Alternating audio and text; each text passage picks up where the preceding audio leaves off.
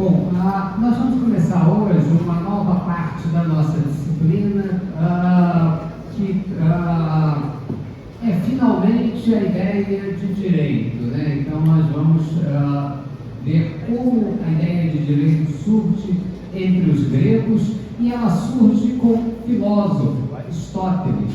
Então, Aristóteles, ao contrário do que pensa aquele pequeno delinquente da internet, é um filósofo extremamente importante. Aristóteles vai ser o grande filósofo que vai pensar o mundo, vai pensar a estrutura das coisas, as categorias, as relações, as conexões entre os fenômenos.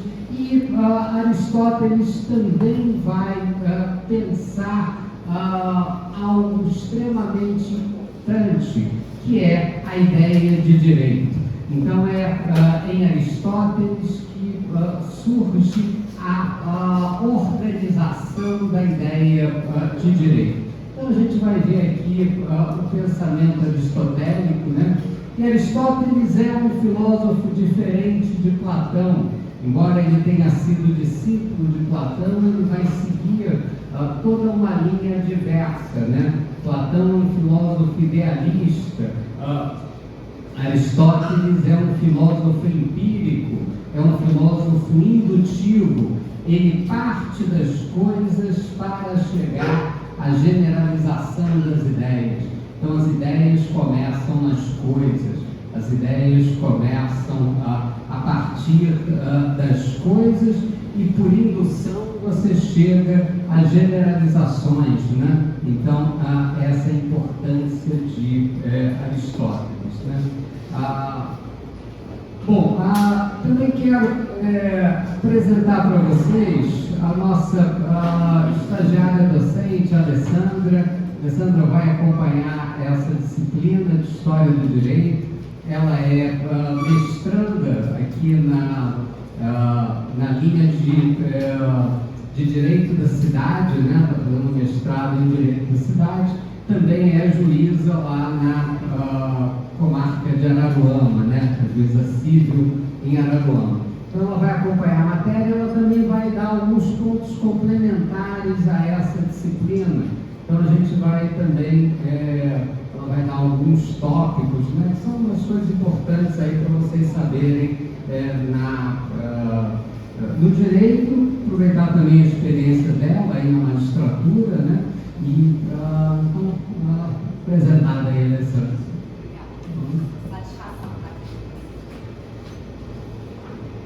Bom, gente, vamos lá então. A gente vai trabalhar algumas noções importantes.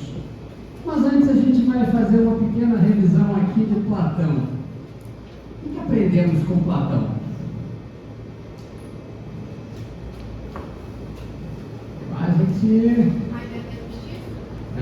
A ideia da justiça, a importância da justiça. Platão é um filósofo idealista, e ele vai trabalhar essa identidade entre direito e justiça.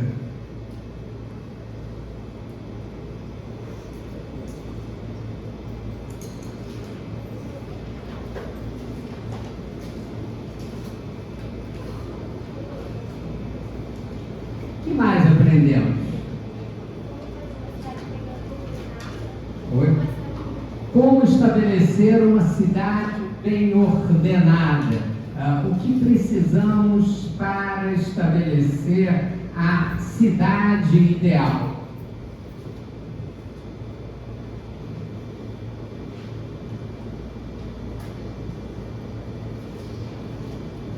Ora, e o que precisamos? Oi? Nós precisamos de pessoas virtuosas.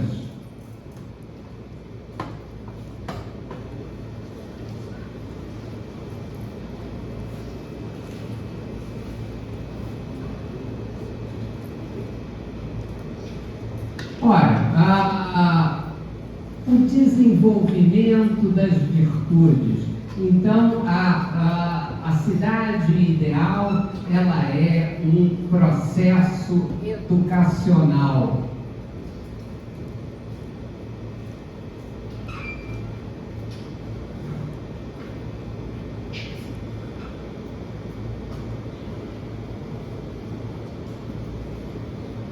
Olha, e qual é o papel da verdade?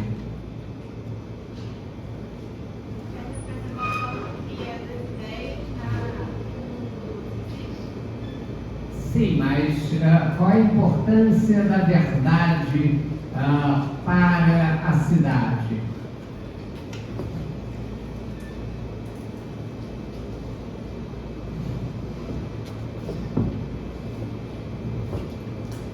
A cidade precisa da verdade?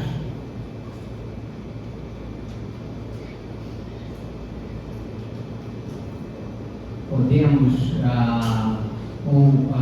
precisamos da ideia de verdade, ou as pessoas são enganáveis e podemos desconsiderar essa ideia de verdade? Oi. A ideia da verdade está relacionada com a ideia da injustiça, porque a injustiça é enganar o outro para o bem individual. Então é importante ter a verdade para que as pessoas não se confundir a injustiça e causar a injustiça. Sim, a ideia de verdade está ligada a essa questão da injustiça, né? Quer dizer, a verdade é essencial para a cidade e a verdade é essencial para o desenvolvimento das pessoas. A verdade é essencial para se chegar a alguma coisa real. Ou seja, eu devo superar aquela ideia dos sofistas, aquela ideia de que eu vou utilizar a retórica para chegar a um determinado objetivo, chegar a um objetivo para suplantar o outro, para atingir um interesse individual. Então, a verdade é essencial para a cidade.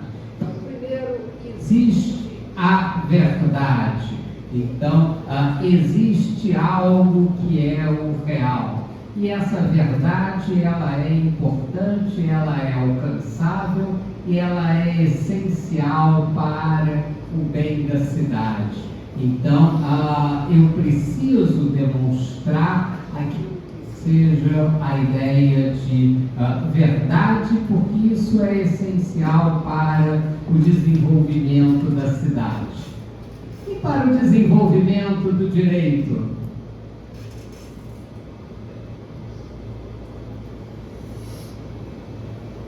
A verdade é importante?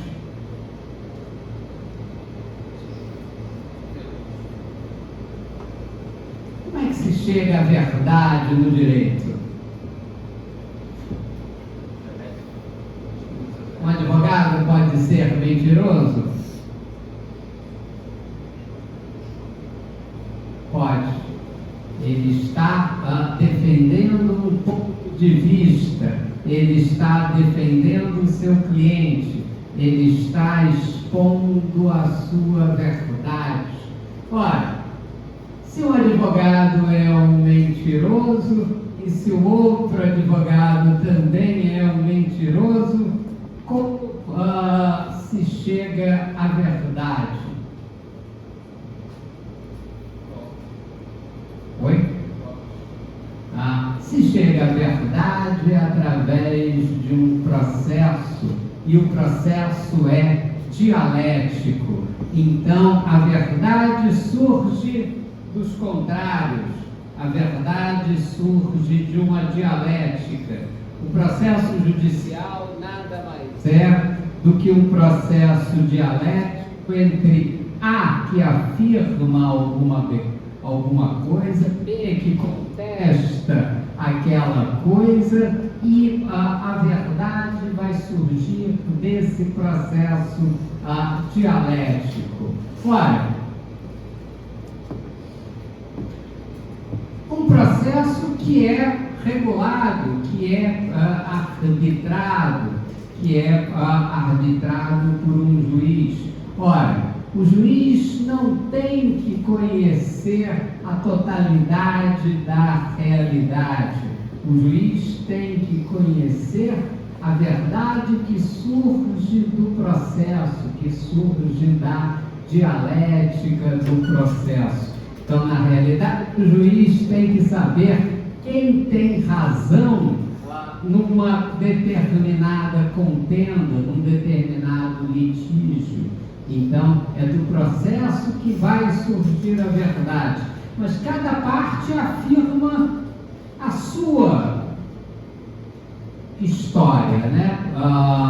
O autor com a sua pretensão, o réu contestando aquela circunstância, e é da dialeticidade desse processo, através das provas, através das testemunhas, que vai surgir aquilo que é o fundamental, que é o direito.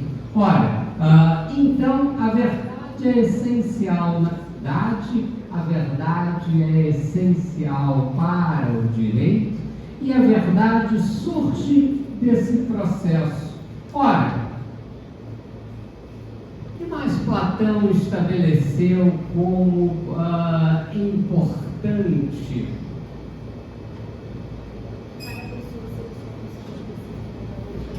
Cada pessoa? Cada pessoa tem uma função específica na cidade. Cada pessoa tem um determinado objetivo. Ora, então, estabelecer aquilo que seja o interesse da cidade significa estabelecer a melhor forma de atuar daquela pessoa, significa estabelecer a excelência moral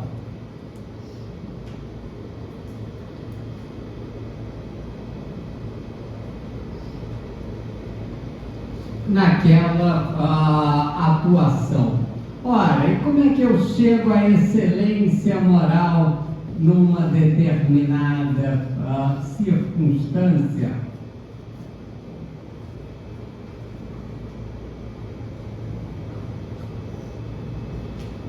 Qual a forma de se chegar à excelência moral numa determinada atuação? Oi? Desenvolvimento das virtudes. Sim, mas como é que eu desenvolvo as virtudes?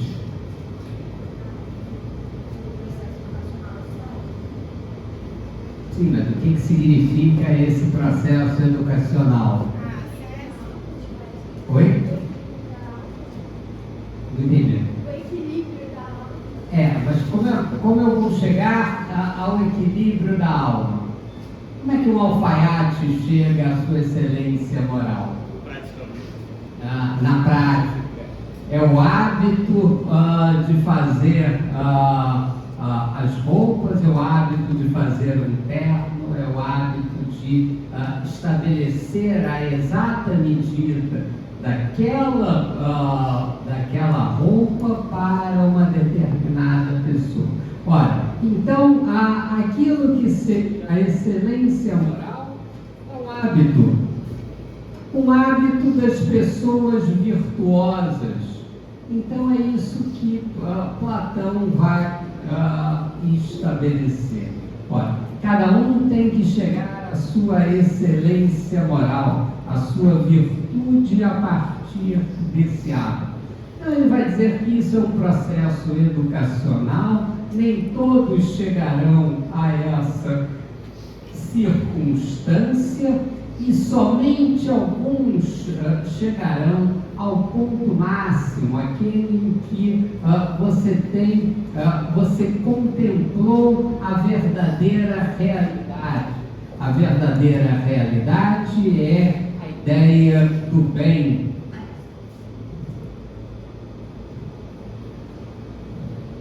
Apenas alguns chegam a esse processo. Então, são os filósofos que devem dirigir a república, são os filósofos que devem chegar a essa ideia do bem. São os filósofos que devem estabelecer isso. Ora, por que isso é importante?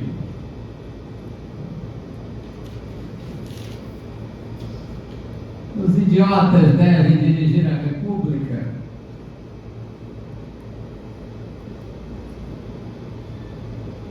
Os idiotas se esforçam, as pessoas votam neles. E se eles chegam lá?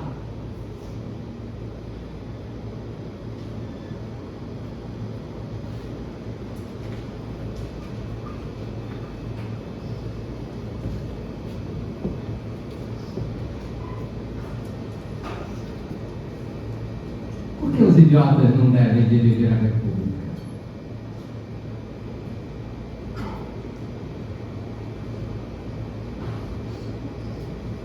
Qual a Olha, os idiotas não devem dirigir a República para Platão porque eles não saberiam aquilatar numa sociedade afluente, numa sociedade onde já se superou as necessidades básicas, como a gente vê na República, quais são as circunstâncias fundamentais.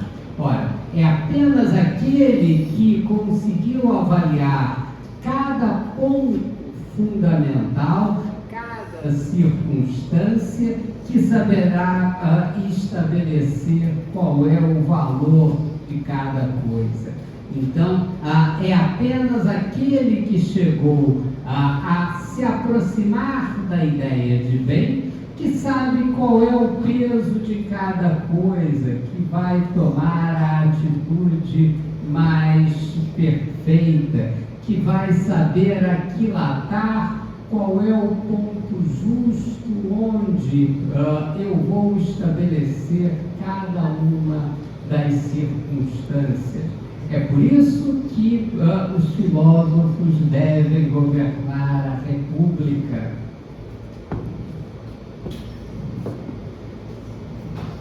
E quando eles não governam assim, quando fazem um choque tarifário, vão taxar todo mundo. O governo dele se torna injusto? Não, mais do que isso.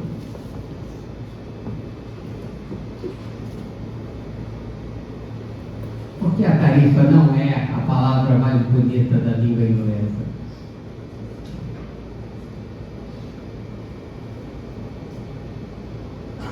O que acontece quando eu tarifo todo mundo? Todo esse mundo se volta contra você. Você não consegue estabelecer um equilíbrio das coisas. Você não consegue estabelecer qual é o peso de cada coisa naquela circunstância.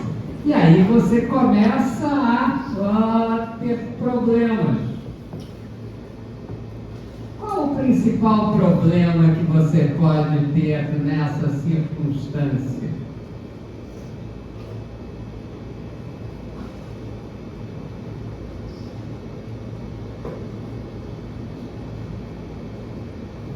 Nossa, isso é fundamental para você aprender a ler jornal.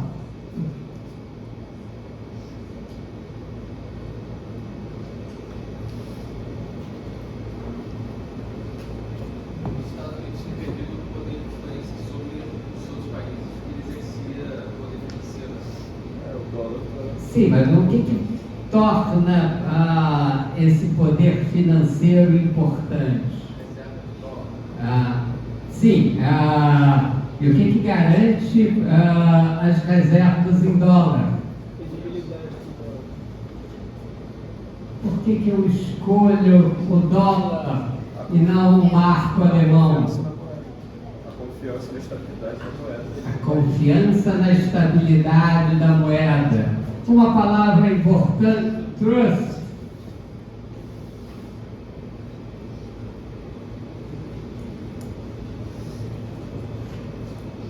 relação ou a relação confiança. Então eram os títulos do Tesouro Norte-Americano, as letras do Tesouro Norte-Americano, os bons,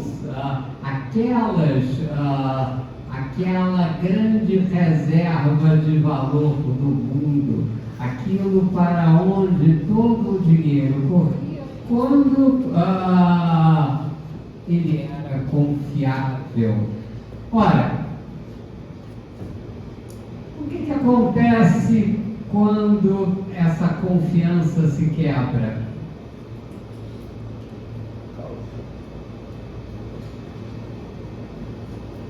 Um caos econômico. A falta, não se tem mais segurança de qualquer coisa, não se tem mais uma confiabilidade. O que fazem os países quando perdem essa confiança? Vendem os títulos do governo norte-americano. E o que acontece com o governo norte-americano? Deixa de ter os meios de financiar a sua dívida. E onde está a dívida do governo norte-americano?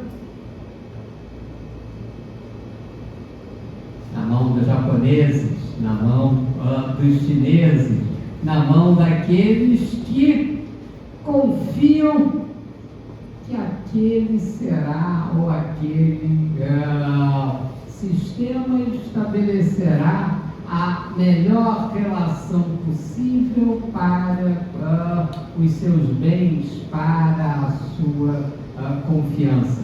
Então, que na realidade você está dinamitando todo o sistema monetário internacional estabelecido na confiança do dólar. Estabelecido quando?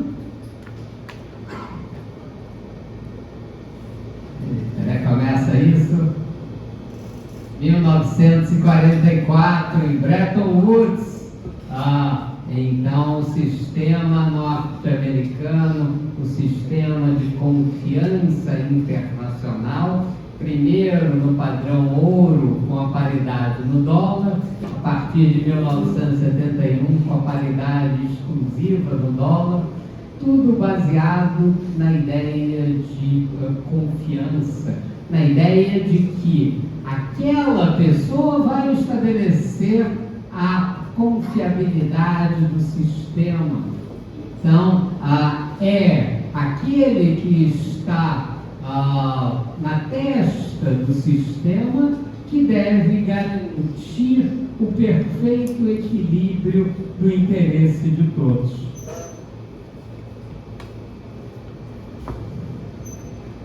E quando ele não faz isso, qual é a razão da atual crise internacional? O que aconteceu no mundo para que a crise se instalasse? Nada. A crise é fruto de decisões erradas tomadas pelo presidente dos Estados Unidos. Ora, então o sistema, claro que os Estados Unidos já estava num processo de decadência, mas decisões erradas tomadas pelo chefe de Estado vão levar o sistema a uma crise. Ora, então esse é a grande questão e o grande impasse do sistema de Platão. O sistema de Platão faz tudo depender do rei filósofo, faz tudo depender daquele que vai aquilatar qual o interesse de cada pessoa nessa sociedade complexa. E isso é extremamente difícil, isso é extremamente dificultoso. Ora, Aristóteles vai pensar de outra forma.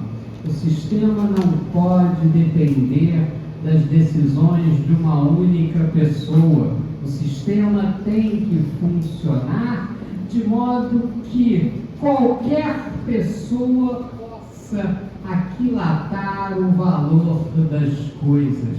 Ora, então é a partir das coisas e das relações entre elas que eu vou estabelecer o meu sistema. Então, Aristóteles vai definir um sistema que vem de baixo, um sistema que está trabalhando a partir das coisas e de seus valores.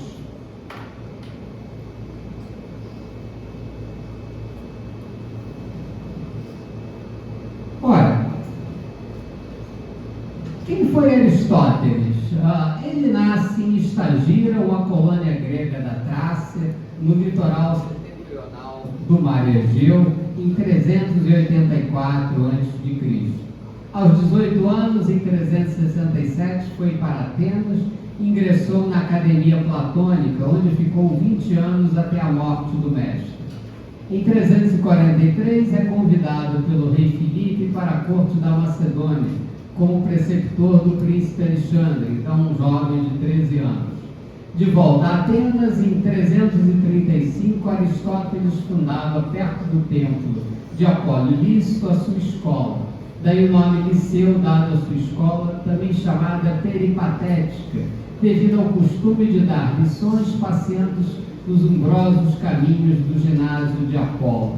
Olha, então Aristóteles é um professor, Aristóteles é alguém preocupado com a dimensão real do mundo, Aristóteles é alguém preocupado em estabelecer um sistema que não dependa tanto daquele que entendeu a totalidade da realidade, do rei filósofo, daquele que prescinde de uma cidade onde as pessoas são virtuosas, uma cidade que desenvolve as virtudes.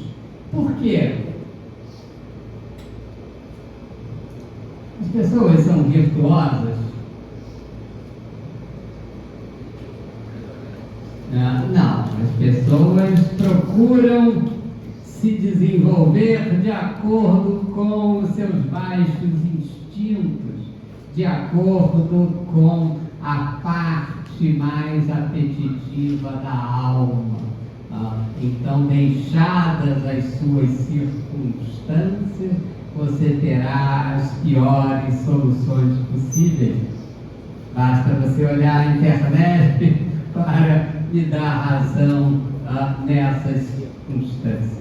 Ora, então Aristóteles vai tentar estabelecer um sistema onde isso independa dessas circunstâncias, onde das próprias coisas eu posso estabelecer as relações necessárias, um sistema indutivo. Então esse era o grande objetivo de Aristóteles, chegar à verdade das coisas a partir da indução. Então Aristóteles era um homem de estudos, e uma das suas teses era a da superioridade da vida especulativa sobre a vida ativa. As grandes obras de Aristóteles que concernem ao direito são a Ética, Nicômaco, a Política e a Retórica. Ora, então, para aquilo que nos interessa, né, já que somos fundamentalmente pessoas monotemáticas, né, só nos interessamos por direito, a grande obra de Aristóteles são aquelas obras ligadas à parte prática e ao desenvolvimento de uma virtude específica, a virtude da justiça. Então Aristóteles vai tentar estabelecer quais são as grandes características da virtude da justiça. Uma virtude que não dependa somente de um filósofo, somente daquele que contemplou a realidade. Uma virtude que possa ser ensinada, uma virtude que possa ser estabelecida. Então essa é a grande questão de Aristóteles. E ele vai ensinar as virtudes para as pessoas, e ele vai ensinar as virtudes para o seu filho, Nicômaco. Então ele escreve um livro, Ética Nicômaco, para ensinar cada uma das virtudes. A virtude da coragem, a virtude da temperança, a virtude da misericórdia e aquilo que nos interessa no livro 5º, a virtude da justiça. Então vamos entender o que Aristóteles estabeleceu como a ideia de justiça. Então a definição do direito. Encontramos em Platão uma noção muito ampla do direito, de um direito não diferenciado da moral. Um dos méritos de Aristóteles, no livro 5º da Ética Nicômaco, foi ter elaborado uma noção bem mais precisa e de uma importância histórica considerável. Essa noção estrita, Aristóteles não a inventou arbitrariamente construída de sonho, à maneira idealista. Extraiu-a da experiência. Aristóteles intenta, em Ética Nicômaco, formular uma definição universal de justiça, de Kaiosune. Ora, então qual é a virtude da justiça?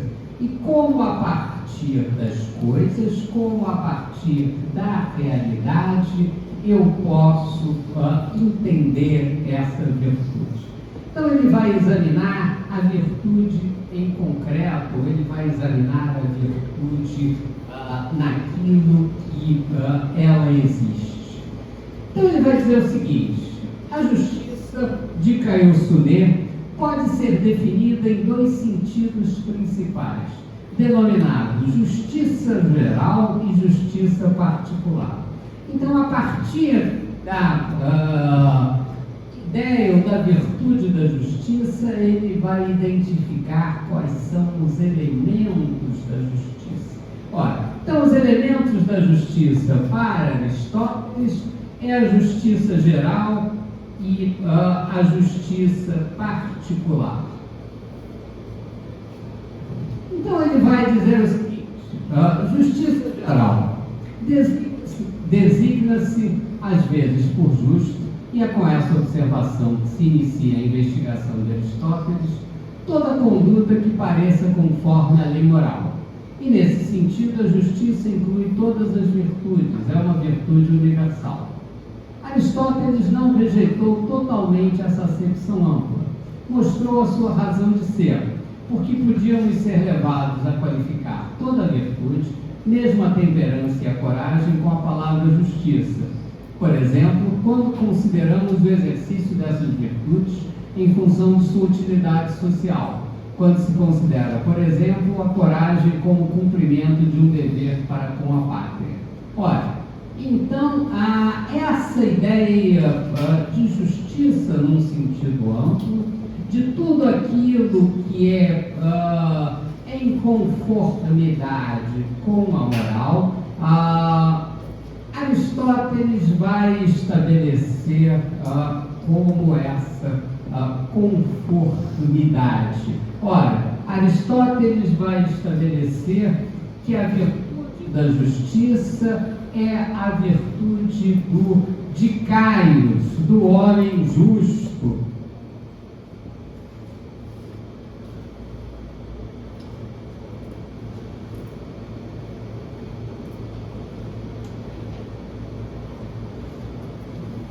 O dikaios, o homem justo, é aquele que é intimamente, moralmente justo e que pratica atos justos. Ora, então esse é a justiça na sua integralidade. Então o qualificativo de Kaios expressava a pessoa que possuía uma superioridade moral em relação à maioria das outras, por ter adquirido o conjunto das virtudes morais. Então, Dicários é o homem justo que pratica atos justos. Ora, então, essa é a expressão da realidade.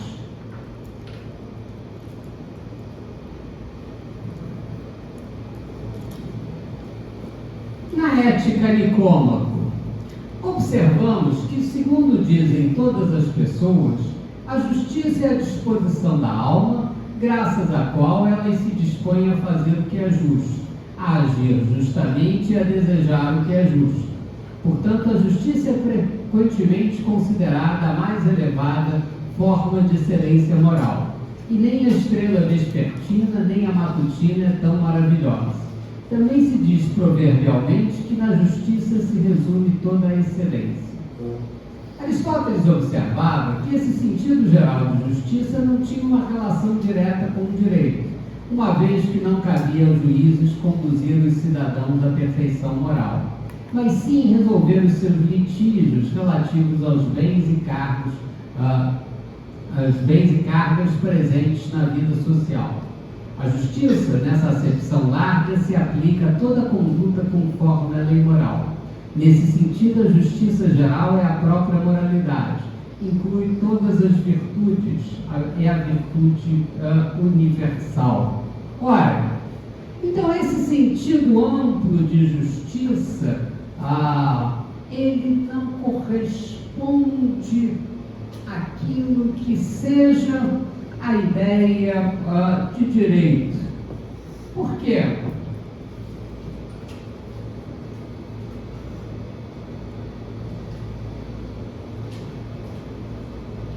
Porque eu puno uma determinada pessoa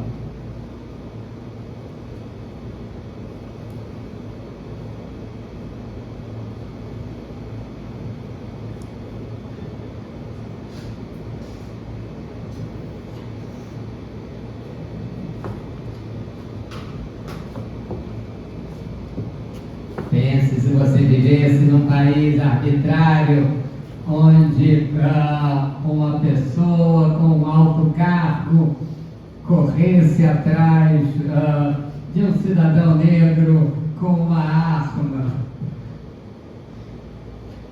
ameaçando ele. Correta essa pessoa?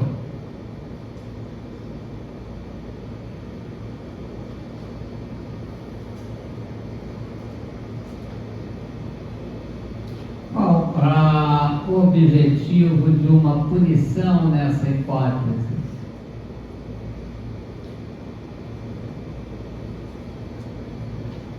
Ressocializar essa pessoa, trazer ela para o convívio da sociedade, fazer dela uma pessoa melhor.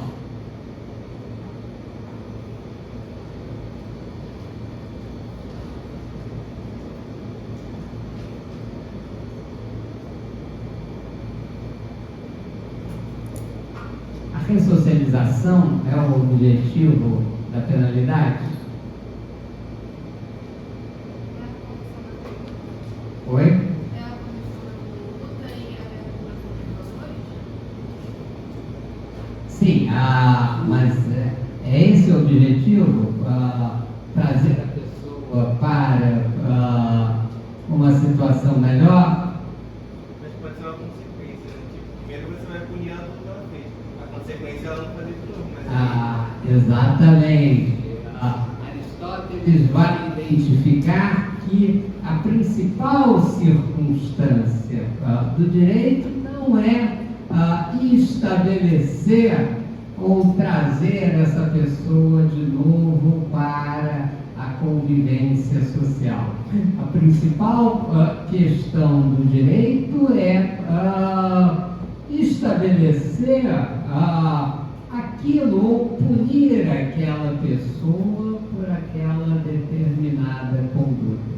Ora, então o direito não representa a totalidade da moralidade. O direito é algo menor dentro da ideia de moralidade. Então, aqui Aristóteles, observando a virtude da justiça, vai diferenciar dois aspectos.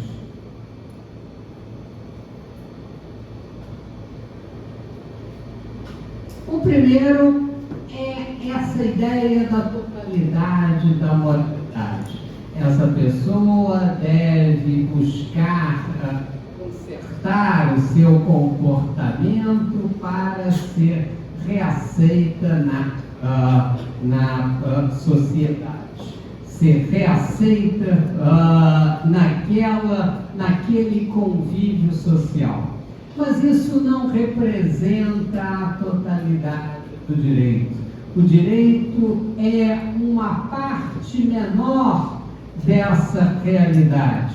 O direito diz respeito ao que Aristóteles chamou da justiça particular. A justiça particular, para Aristóteles, é uma parte da justiça geral. E tomada nesse sentido, não se refere ao dikaios, ao homem justo, mas ao tudikaion, a coisa justa. A pessoa teria a virtude da justiça em sentido particular se praticasse o justo, não se fosse o justo. O dikaios seria a justiça em mim, subjetiva. O dikaion é a justiça fora de mim, na realidade objetiva. Analisar a justiça particular é definir a arte do direito. Ora, então Aristóteles vai dizer que o direito é uma coisa concreta. Direito não é uma intencionalidade. O direito é uma res, o direito é uma coisa.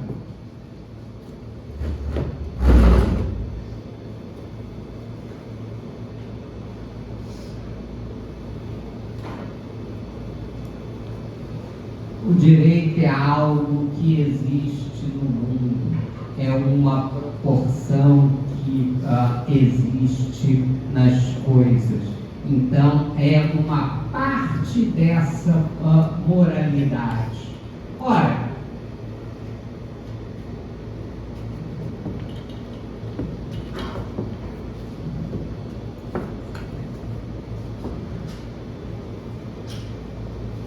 você sabe o que acontece quando você passa num concurso público para um cargo público, para a magistratura, por exemplo?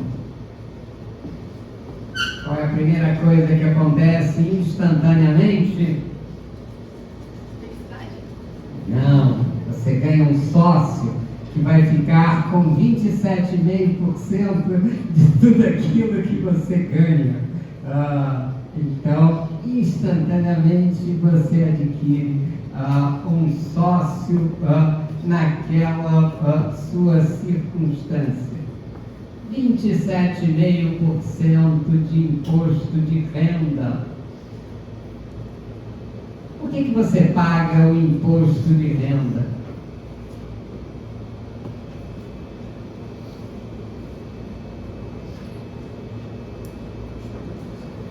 Porque você acredita que o governo vai gastar o seu dinheiro para atender as melhores necessidades da população, de saúde, educação, lazer, fazer boas estradas.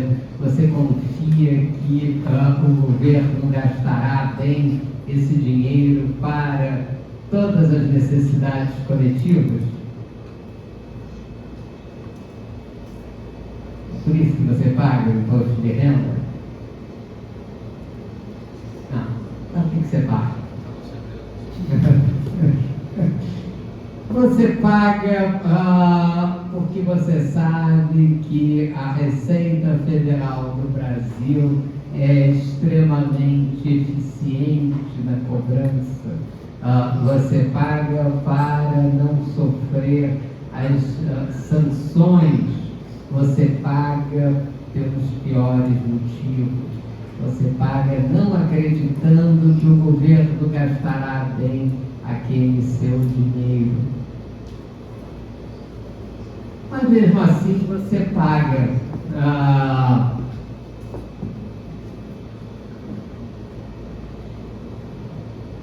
praticou o justo ao pagar?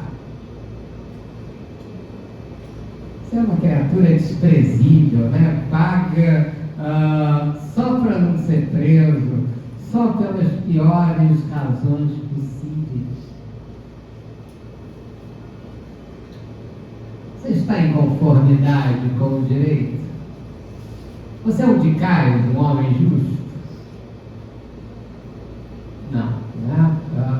Você não está pagando na boa intencionalidade.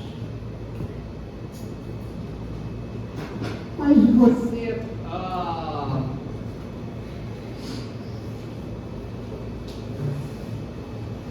mesmo assim você pagou o imposto de renda, ainda que pelas piores razões.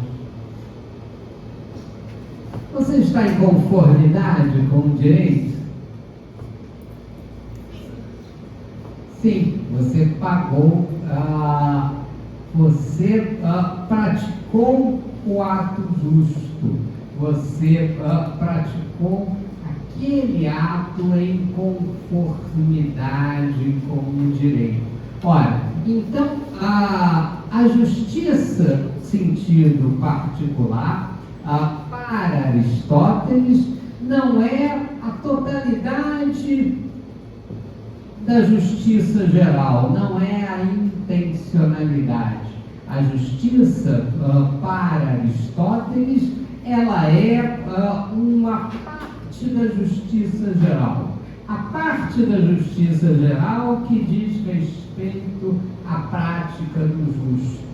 Então, não importa porque você está realizando o justo, desde que você faça essa parte. Então, você pagou a parte que lhe cabia na distribuição dos encargos gerais, através do imposto de renda. Então, você praticou o justo, você está na conformidade do direito. Ora, então, o âmbito do direito é o âmbito da prática do justo. O âmbito do direito é o âmbito do atuar justo.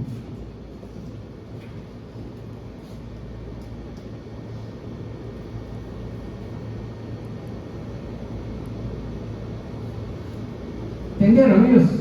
Uma parte da justiça geral. A parte da justiça geral que diz respeito ao atuar justo. Ora, então esse é o âmbito do direito. Essa é, para Aristóteles, a essência do direito. Ora, mas qual é o comportamento virtuoso da justiça particular?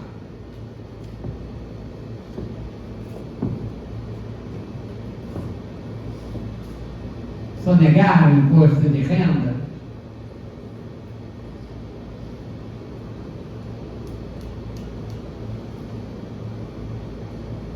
O âmbito virtuoso, a virtude da justiça particular, no sentido aristotélico, é o ato próprio da justiça particular, é não ficar nem com mais, nem com menos daquilo que lhe corresponde, de modo que seja bem realizada numa comunidade social a repartição dos bens encargos. Ora, então o direito diz respeito à repartição dos encargos numa comunidade. Direito diz respeito à boa repartição desses encargos. Então, a virtude da justiça particular, a virtude do direito, não é ficar nem com mais, nem com menos daquilo que lhe corresponde. Ora, então existe um âmbito do direito, existe uma realidade do direito, e essa realidade vai ser estabelecida nessa circunstância. Então, dizemos de um homem que ele é justo em sentido particular, especialmente para significar que ele tem o hábito de não tomar mais do que a sua parte dos bens que se disputam em um grupo social, ou menos do que a sua parte dos encargos do trabalho. Ora, então essa é a virtude do direito. Então vejam que em Aristóteles eu não dependo mais de um rei filósofo. Eu tenho a medida daquilo que corresponde ao direito. Aquilo que é a quantificação do direito, o direito pode ser medido.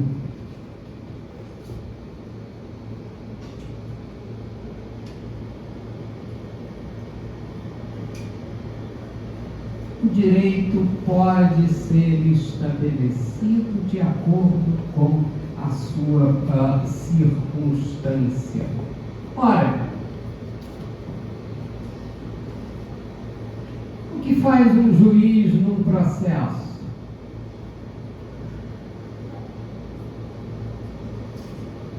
Ele estabelece o que cabe a cada parte. A função do juiz é definir que a parte não fique nem com mais, nem com menos daquilo que lhe corresponde. Essa é a boa aplicação do direito, essa é a boa aplicação da justiça.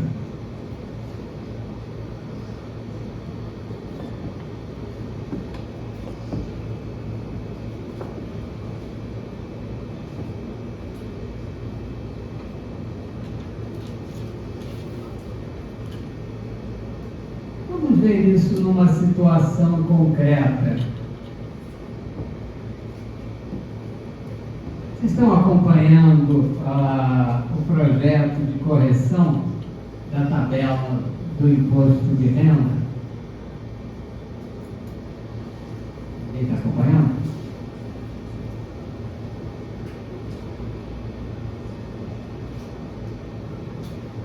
Qual é a proposta do governo?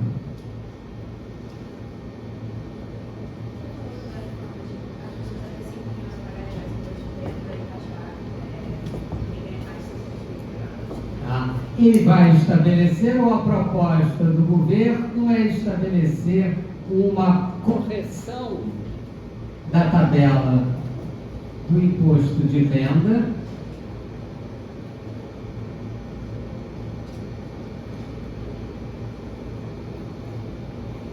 para que aquelas pessoas que ganham menos do que R$5.000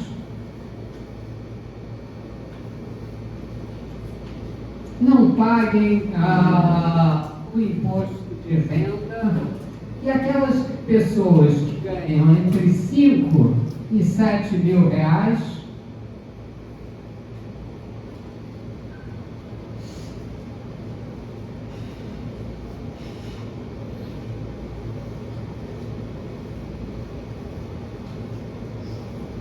paguem um valor menor de imposto de renda.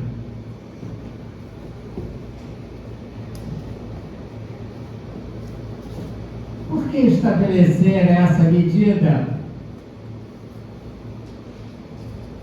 Por que não votar na Soraya Tronic, que dizia que deveríamos ter um imposto único?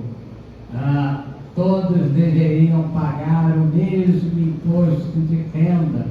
Se a base tributária aumentasse, todos pagariam menos. Perfeita a ideia? Isso é verdade? Se a base tributária aumentar, todos pagariam menos? É verdade. É a melhor forma de estabelecer o imposto de renda?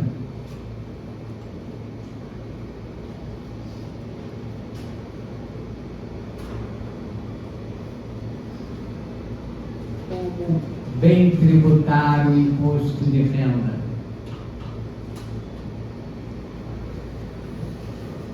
Gente, como é que eu tributo o imposto de renda?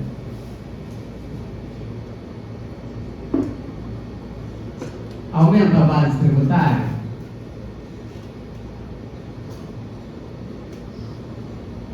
Por que não? Porque assim, o poder de compra de cada um vai ser proporcional. Não é a vida, né? Por exemplo, cobrar R$500 de uma pessoa que ganha 10 mil não é muita coisa. Mas cobrar R$500 de uma pessoa que ganha 1.000 é a metade do salário dela. Então, eu tenho que estabelecer uma proporção em relação ao salário. Ora, então eu tenho que estabelecer uma forma de atuar justo. Ora, então a tributação do imposto de renda, por exemplo, ela tem que levar em conta aquilo que é a capacidade contributiva. Então, se uma pessoa não tem uma capacidade contributiva, uma capacidade para arcar com os encargos públicos, se ela ganha apenas R$1.000 e eu cobro R$500 de imposto de renda, estou ficando com 50% do salário dessa pessoa. Enquanto uma pessoa que ganha R$10.000, no exemplo aqui da colega, ela poderia arcar com esses R$500. Ora, então, aquela ou a melhor forma de tributar a renda de uma pessoa para que se possa estabelecer a correta distribuição dos encargos públicos é estabelecer essa contribuição em face da capacidade que essa pessoa tem para contribuir. Ora, então,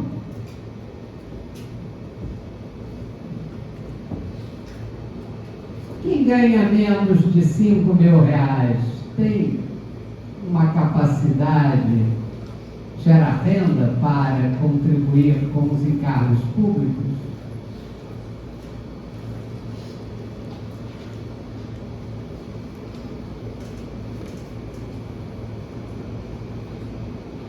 Não, ela não gera o que se chama renda tributável. Então, ela deveria ser isenta do imposto de renda. Isso é o que propõe essa proposta.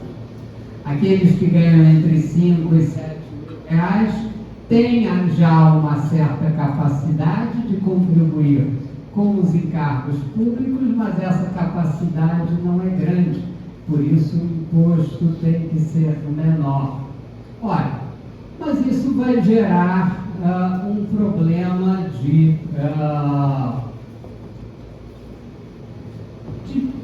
uma menor arrecadação para o governo. Como é que eu faço?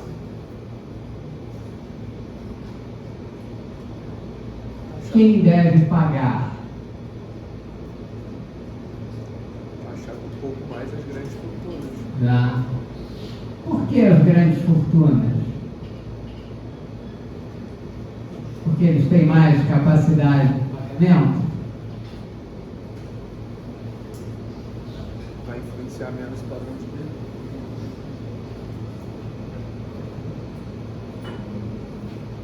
Você sabe quanto ganha, quanto paga de imposto de renda uma pessoa que vive de dividendos, que é sócio de grandes empresas e recebe uma parcela dos lucros sob a forma de dividendos?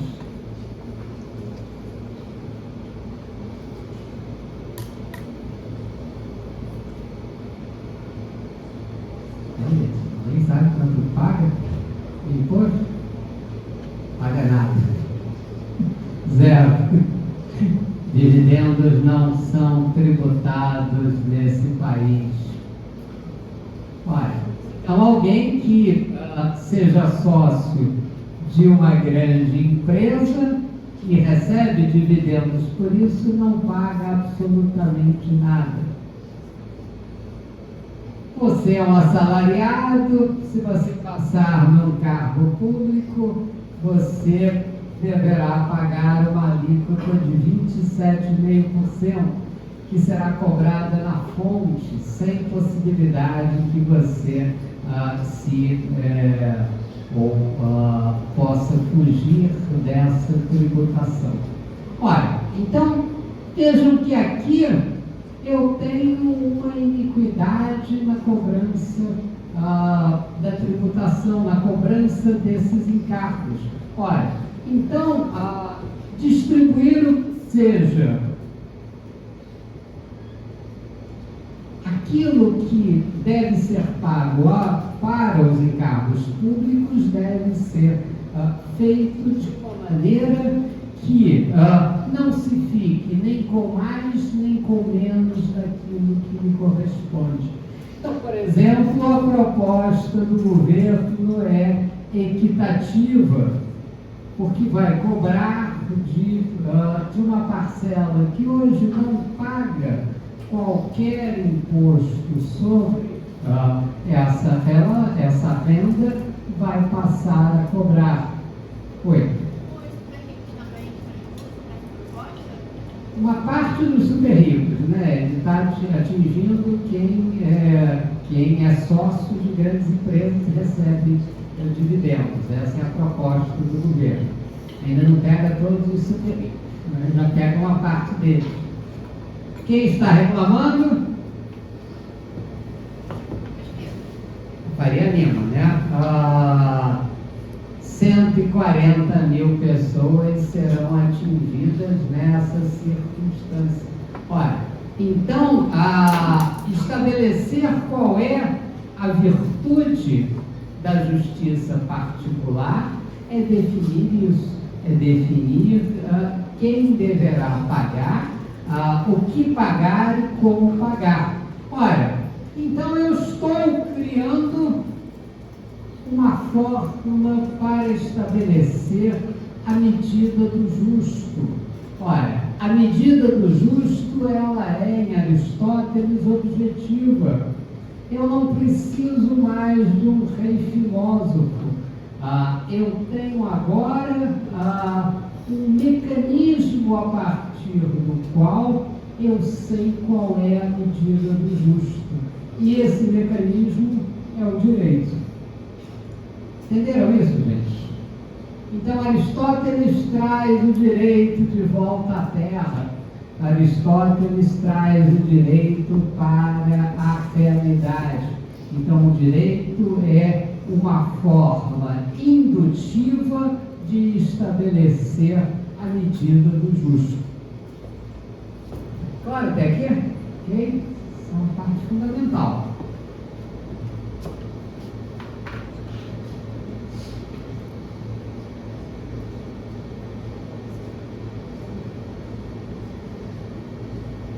Então, na ética Nicômaco, é óbvio, então, que há mais de uma espécie de justiça e que uma delas é distinta da excelência moral como um todo. Uma das espécies de justiça em sentido estrito e do que é o justo, na acepção que lhe corresponde, é a que se manifesta na distribuição de funções elevadas do governo ou de dinheiro, ou das coisas que devem ser divididas entre os cidadãos que compartilham dos benefícios outorgados pela Constituição da cidade. O justo, então, é uma espécie do gênero proporcional. A proporcionalidade não é apenas uma propriedade das quantidades numéricas, mas sim da quantidade em geral. O justo nessa acepção é, portanto, proporcional. O injusto é o que viola a proporcionalidade. Olha, então aqui nós temos a primeira definição do direito. O justo é uma proporcionalidade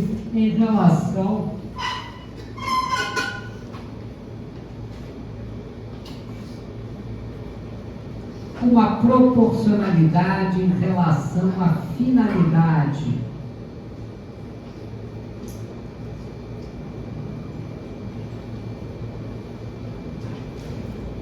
Então, o justo está no mundo, o justo é o proporcional. E a Soraya para mim?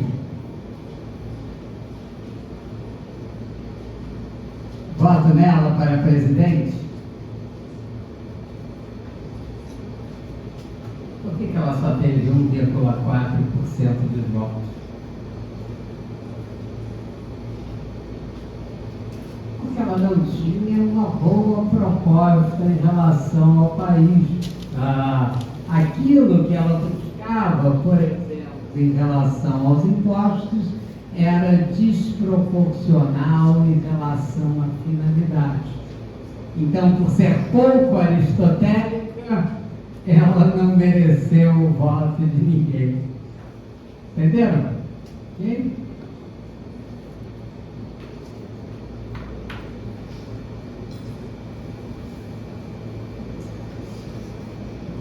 Exemplo, um homem que paga um imposto.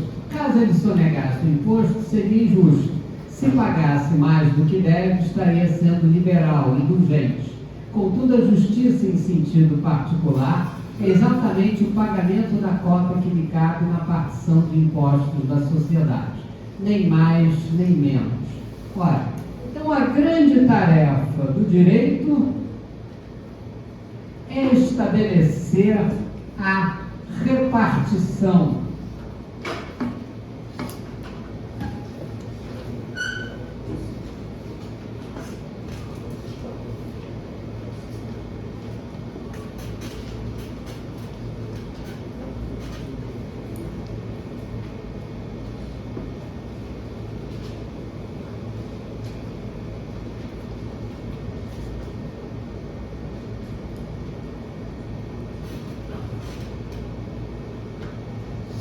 A grande tarefa do direito é estabelecer a repartição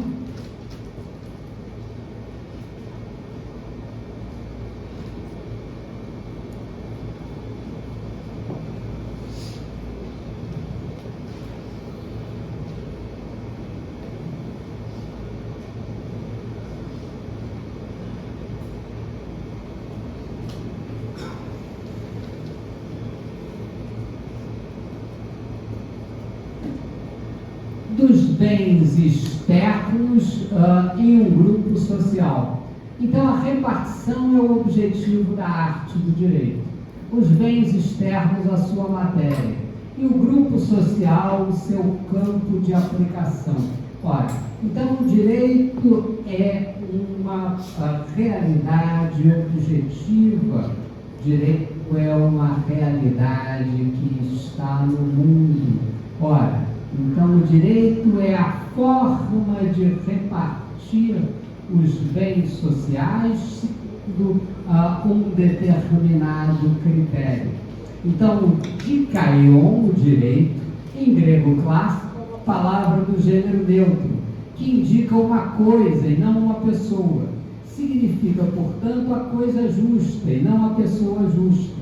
A coisa justa é aquela que deve ser atribuída à pessoa que a merece.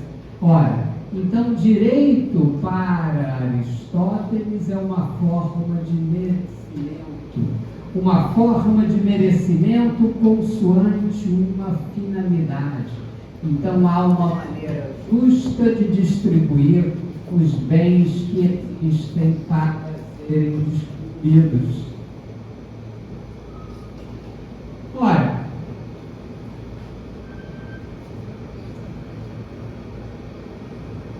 isso é verdade?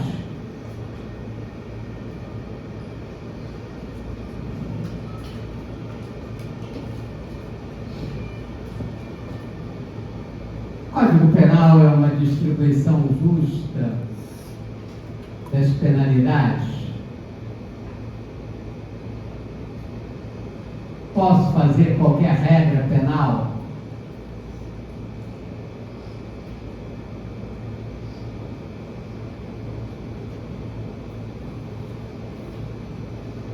Não, porque deve ter um critério justo. 40 anos de prisão para quem chutar o mico leão dourado. Crime inafiançável contra a fauna silvestre.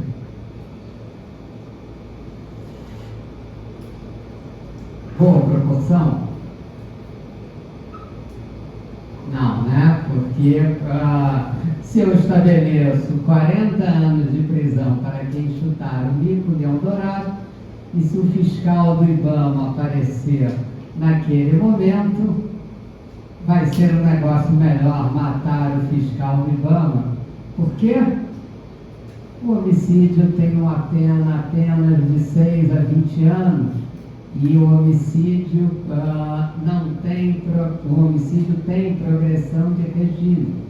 Então, a partir de 1/6 do cumprimento da pena, eu posso progredir de regime. Se eu ficar 40 anos de prisão por chutar um mico de Eldorado em regime fechado, isso será muito pior do que matar um fiscal de IBAMA. Então, todo o estímulo da lei será para você liquidar o fiscal do IBAMA. Entenderam? Direito é uma proporção objetiva que está no mundo. Direito para Aristóteles é uma realidade objetiva. Então, direito tem que ser proporcional à sua finalidade. Então, direito é uma forma de repartir os bens que existem para serem distribuídos. Toda vez que eu faço uma aplicação do direito, eu estou aplicando essa repartição de bens.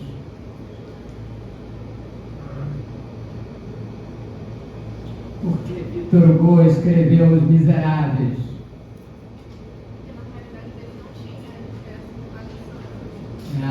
Porque para denunciar o Código Criminal francês de 1810, porque a ideia, ou não havia essa proporcionalidade. O sujeito furtou um pão e foi condenado a 19 anos de prisão. Não havia uma repartição justa. Ora, então furtar para comer, o chamado furto famélico, nem crime deveria ser considerado nessa circunstância aristotélica, porque deve haver uma proporcionalidade entre aquilo, o agravo que se cometeu contra a sociedade. Um crime é um agravo contra a sociedade, e aquilo que seja a penalidade. Então, o direito é uma realidade que está no mundo, o direito é uma realidade que está nas coisas. E aí, isso estabelece qual é a principal função de vocês quanto estudantes de direito. Vocês são grandes máquinas de calcular proporcionalidade. Quem disse para vocês que isso aqui é uma ciência humana, enganou vocês. Isso aqui é uma ciência matemática. Isso aqui é uma ciência da proporcionalidade. Estabelecer o direito é calcular proporções. Ok?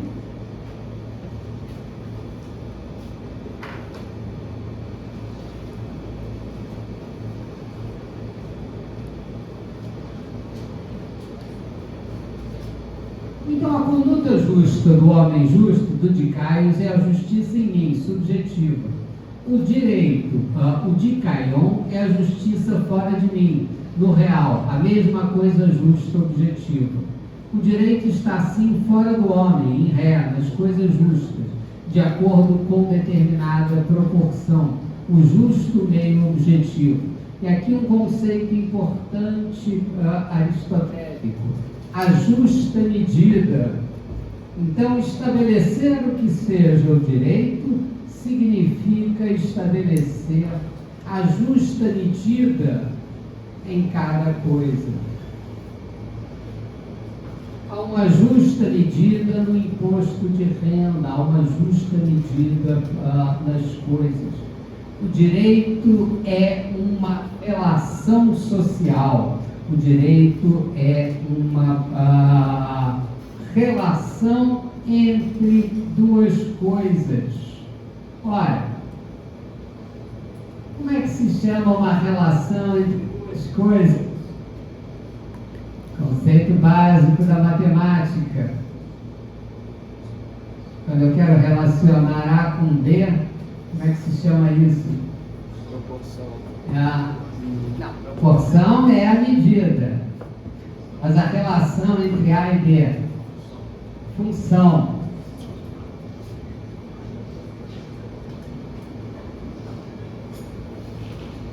Então, a relação entre duas coisas é uma função. Ora, então a função é entre as coisas. Então, direito tem uma relação. Direito é uma relação social. Então, aquilo que seja o direito de cada um é o resultado de uma função. O direito é uma realidade relacional.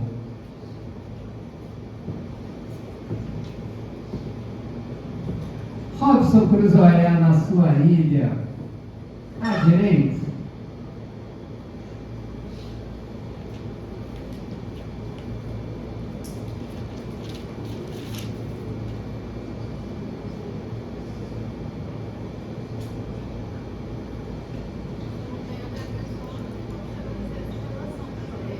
Se não tem outra pessoa, não tem como estabelecer a relação para o direito, exatamente. Quando é que surge o direito em Robinson Crusoe? Quando aparece o sexta-feira. Então, e aí Robinson Crusoe diz, isso aqui é tudo meu.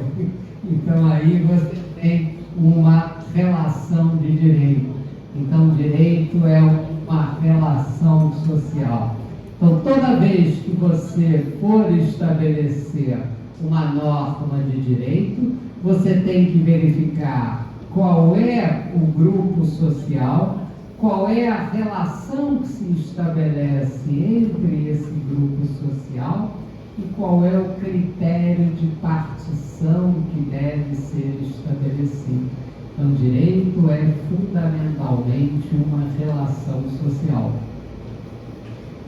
Entenderam? Então, Aristóteles cria a forma pela qual eu vou analisar as coisas e eu vou analisar o mundo.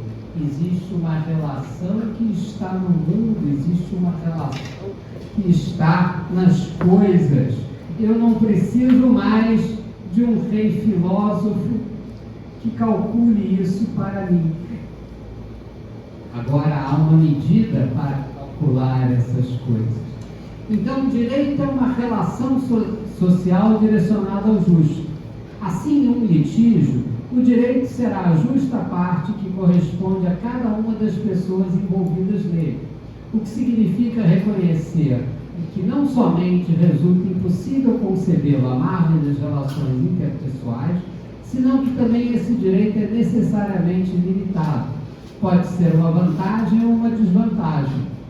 Na visão aristotélica, a atribuição de uma sanção é um direito. O direito penal não tem por função, ainda que alguns o pretendam, proibir o homicídio, o roubo ou o infanticídio. Essas proibições competem à moral. O Código Penal reparte as penas, a cada um a pena que lhe corresponde. Ora, então o direito é a partição das penas.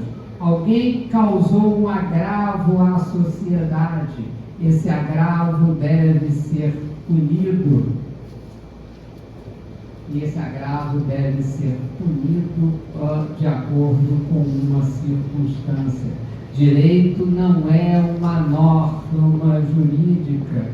Direito é uma realidade que está no mundo. Por que o furto famélico não foi introduzido como um tipo penal 150 anos depois que os miseráveis foram, 170 anos depois que os miseráveis foram escritos?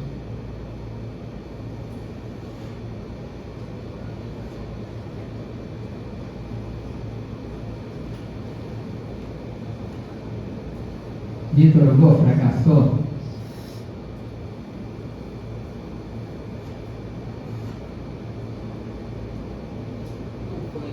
resolvido porque não precisa.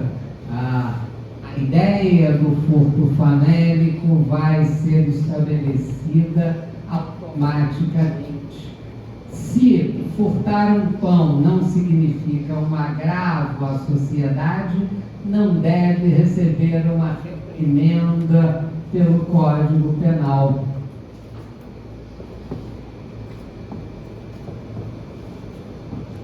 Então, quer dizer que o professor disse que eu posso ir na padaria e furtar todos os pães que eu queira? Não, significa que aquela circunstância específica não é passível de causar um agravo à sociedade. Então, ela não deve ser reprimida pelo direito penal. Mas o direito civil estabelecerá uma penalidade para aquela circunstância, que é uma situação de agravo à sociedade, ainda que eu não deva aplicar o direito penal, porque o direito penal é a última ratio, é a última razão, é a razão que deve ser estabelecida apenas para aquelas condutas muito graves para com a sociedade. Entenderam isso, gente? Entenderam essa relação?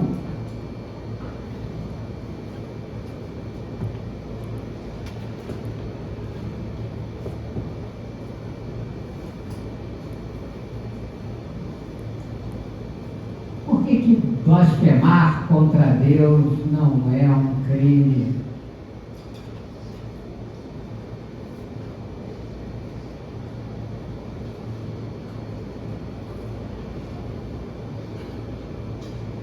Por que fazer uma charge do poeta Maomé não deve ser punido com a morte?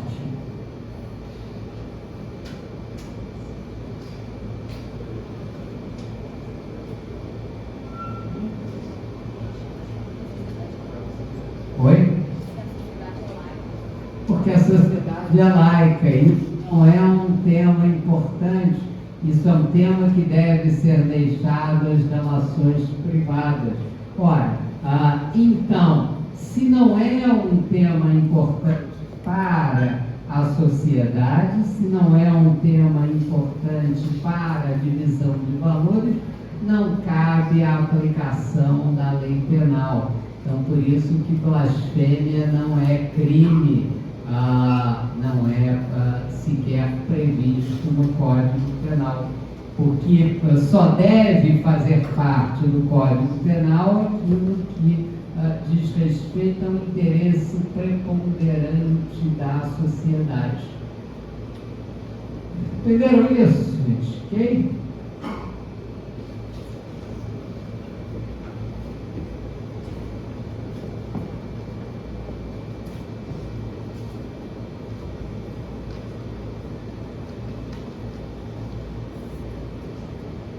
Furto de energia deve ser crime?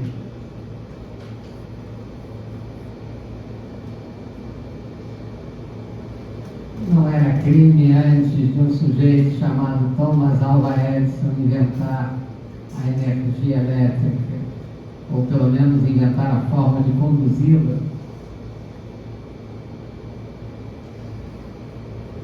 Por que a partir daí passou a ser crime?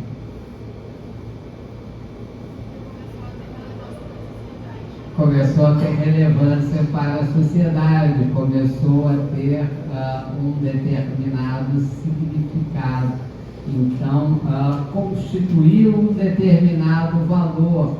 E se constituir um determinado valor, a apropriação indevida daquele valor deve ser estabelecida como crime. Olha, então é isso que vocês farão aqui no curso de Direito, calcular proporções, máquinas de calcular gigantes para estabelecer o que é a proporção, qual é a proporção. Então isso é o que Aristóteles fez com a vida de vocês. transformou vocês em grandes máquinas de calcular. Entendido?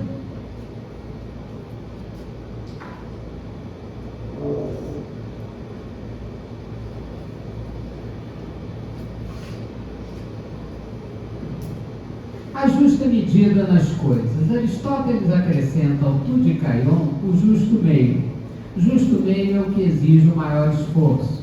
É mais fácil deixar completamente de beber do que ficar na medida justa. O justo meio não é uma baixada, mas um pico, o mais difícil de atingir entre dois lados da facilidade. A virtude da justiça está no justo meio. Se sou justo é porque eu não sou nem muito ávido de aumentar a minha parte, nem muito desleixado para não fazer valer os meus direitos. O direito é, pois, um meio, o justo meio objetivo nas coisas, em fé. Ora, então o direito é a justa medida. A justa medida que se estabelece em cada coisa. Ora, então essa é a grande definição do direito em Aristóteles. Essa é a justa medida. Ora, como estabelecer a justa medida?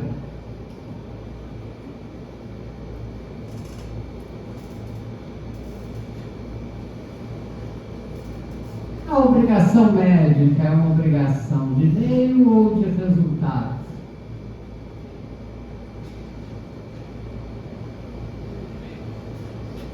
Oi? De meio, né? O médico tem a obrigação de curar as pessoas? Não.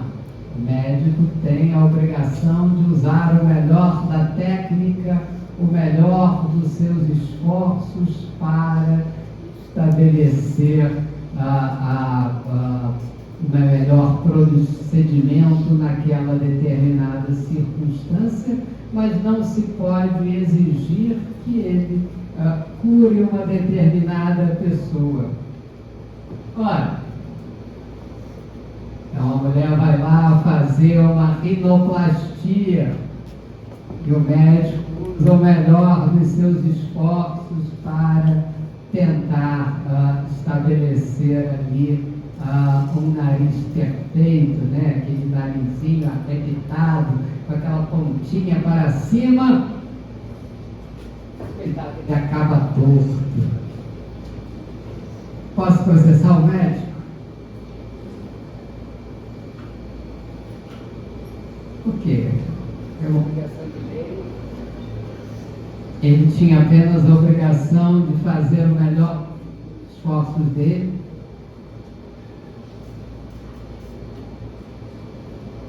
Ele não tinha obrigação de fazer o nariz perfeito.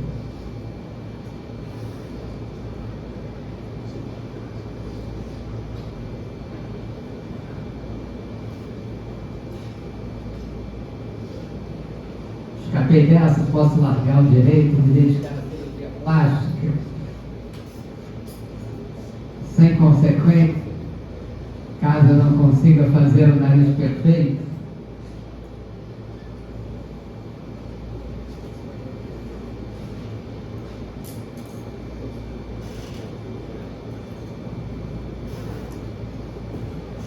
Qual é o país do mundo onde a cirurgia plástica é mais desenvolvida?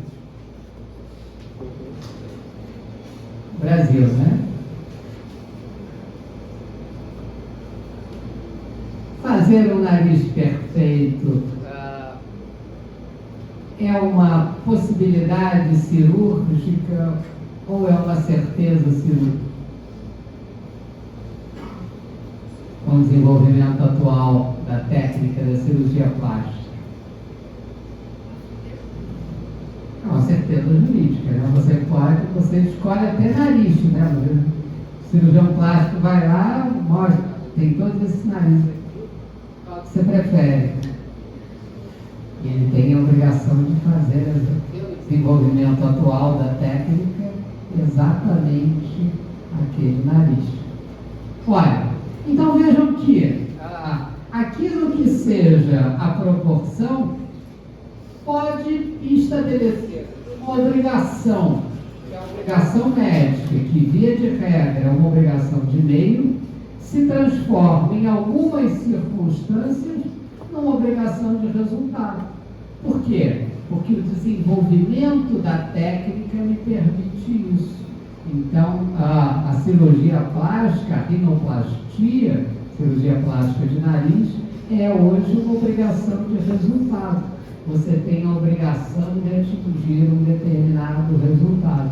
Então, o direito é o desenvolvimento daquilo que está no mundo. O direito é uma justa medida objetiva. Então, se a técnica hoje me permite chegar à perfeição de um nariz, eu tenho a obrigação jurídica de chegar a essa perfeição. Isso pode ser sancionado em termos de responsabilidade civil. Entenderam isso, gente? Até aqui?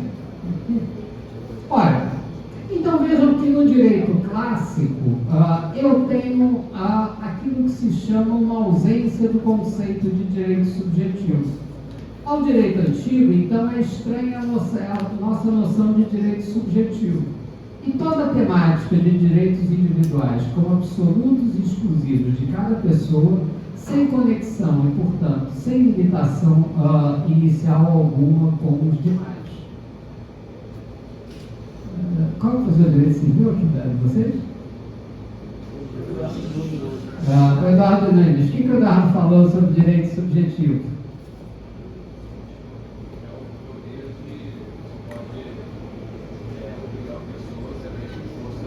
Ele é facultativo, é algo para ser o dever dela. Então vamos lá.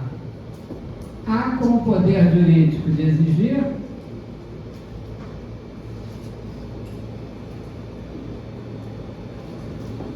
B com o dever jurídico de prestar.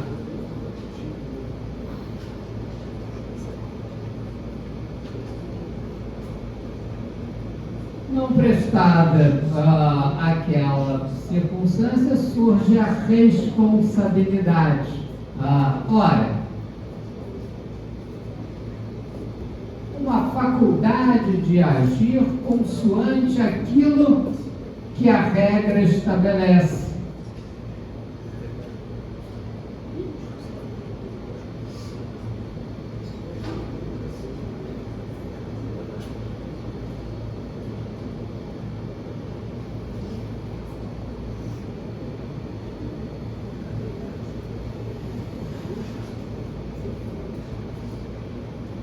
Faculdade de agir consoante aquilo que está definido na regra. Onde é que está o B dessa definição?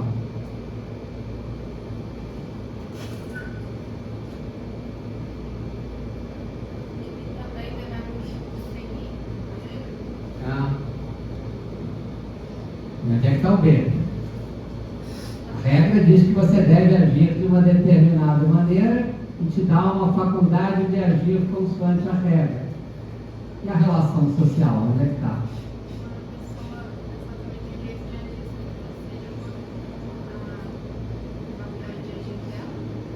Não, a faculdade de agir é sua, né? A regra te dá esse direito.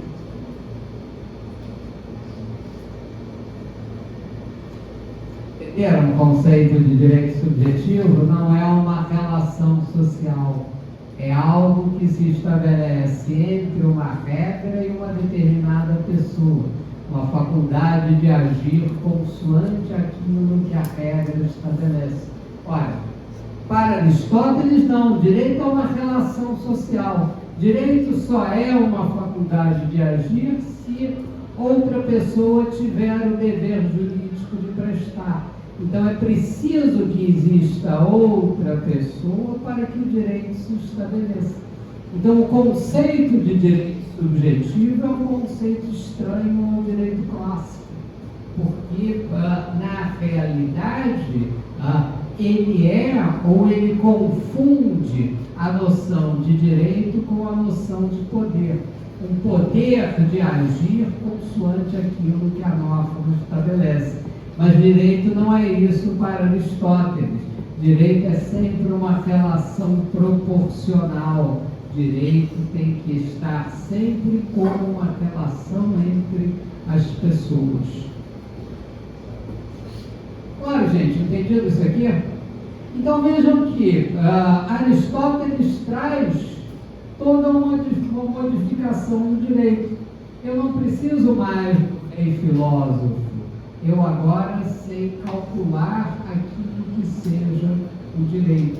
Direito é uma proporção social, direito é uma relação social, direito é a justa medida de uma relação que existe entre as pessoas. Ou seja, agora que vocês sabem o que é direito, vocês agora já podem resolver uma série de problemas. A vida se tornou um pouco mais difícil, mas isso a gente vai ver na próxima aula.